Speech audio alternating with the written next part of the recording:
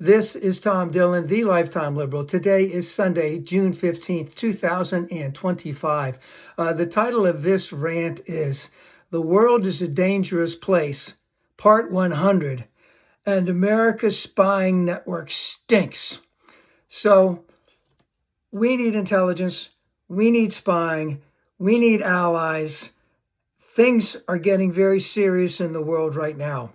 So we don't know what's going on, and that's hurting. So did the United States know anything about what Ukraine did? So let's just take a look. What did they do? They went out there. They went into Russia. They had spies. They had money. They set up companies. They knew who to bribe. They knew what the mafia was. They knew who would look the other way. But Russia, the reason why it sucks, a part of it is because everyone's willing to be bribed. And why are they willing to be bribed? Because Putin set up the whole system. Oligarchs could do anything to anybody as long as they'd stay loyal to him. So there's no loyalty anywhere there in Russia. So Ukraine went in. What did they do? They had a shipping company, and then they put drones on trucks. They sent the drones off. They decimated a third of their long-range bombers. What else did they do?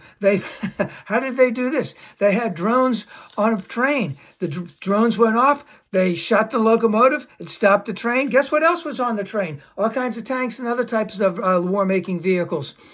Shot them all down. What was the third thing? The third thing that I can't remember offhand. All right, but what about Israel? So what did Israel do? Israel, hey, they were supposed to have a meeting with Iran and the United States today. Israel said, hey, we don't know if we can wait that long. Did Trump know ahead of time that they were going to do it? Not that they didn't do a wink, wink, and a nod, nod.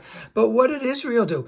Israel knew exactly where, let's just say, the 10 most important people that they needed to get rid of in Iran. They knew exactly where they lived. They knew exactly when they'd be there. They knew exactly where to fly their planes, cruise missiles, whatever, drones, whatever. They had operatives in the ground in Iran, just like the Ukrainians did. But guess what? What's happened to the United States? No one wants to give us any information. They know that pig theft is compromised. They know that Tulsi Gabbard, even before she went in there as whatever her national security advisor,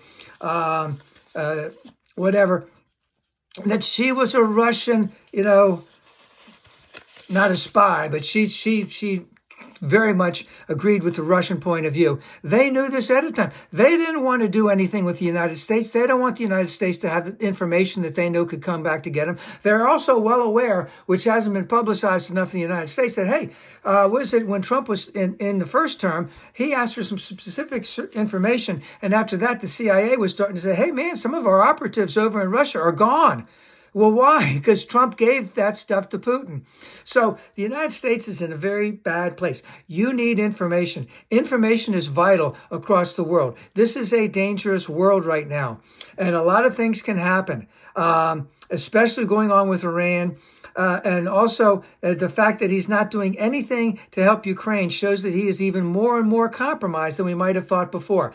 And the thing is that they can't trust this president. They can't rely on this president to be, let's just say, a person of honor. And it's hurting the United States. It's going to hurt the world because this is just going to get worse. And the other thing about spying is that you need spies. Everybody has spies. Everybody, and they all know each other. They all know what's going on. And the United States needs this help now. They're not going to get it because they can't rely on the person on top. And this is hurting us.